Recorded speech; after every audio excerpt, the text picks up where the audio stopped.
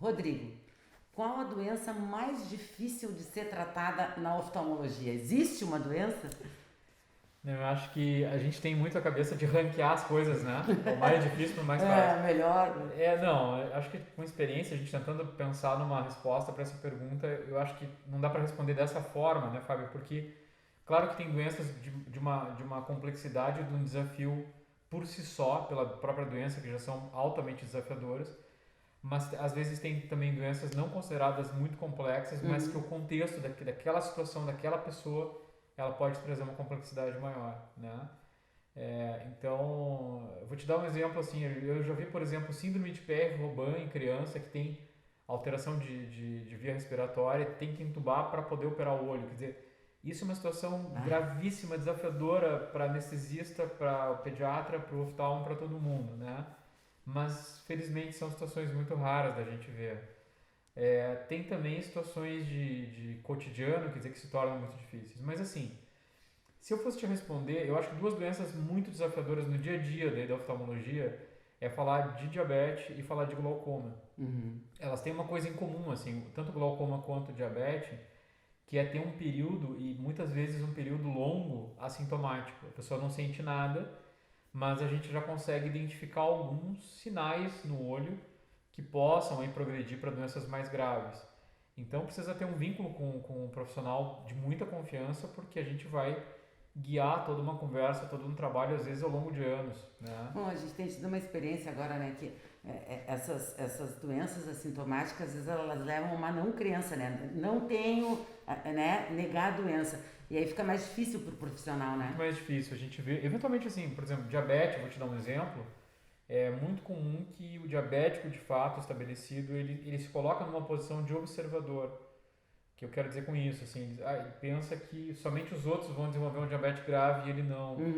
Ou então ele dá desculpa que o diabetes dele é só porque é emocional, entre aspas, né? Esse termo não existe, na verdade, na Sim, medicina, mas se usa muito, a gente ouve se muito usa. isso, né? Ou então tem alguma condição que é diferente para ele e tal. E na verdade não, né? O diabetes ele pode acometer qualquer pessoa, e todos nós, na verdade, poderemos ter diabetes se a gente não cuidar com o metabolismo em geral, se a gente exagerar, digamos, né? Questões metabólicas, nós todos podemos potencialmente É que desenvolver lembrando, diabetes. né, o açúcar não está apenas nos doces, mas ele está na maioria da nossa alimentação, né? E não é só açúcar, né? É uma questão de desequilíbrio em geral, né? Com certeza. Outra coisa, glaucoma também, da mesma forma, é uma doença em que a gente pode ter um período, e tem de verdade, um período assintomático durante muito tempo. Então, é muito difícil, às vezes, a gente colocar essa situação, explicar para a pessoa que ela tem ali um potencial de desenvolver glaucoma e ela precisa acreditar muito no profissional.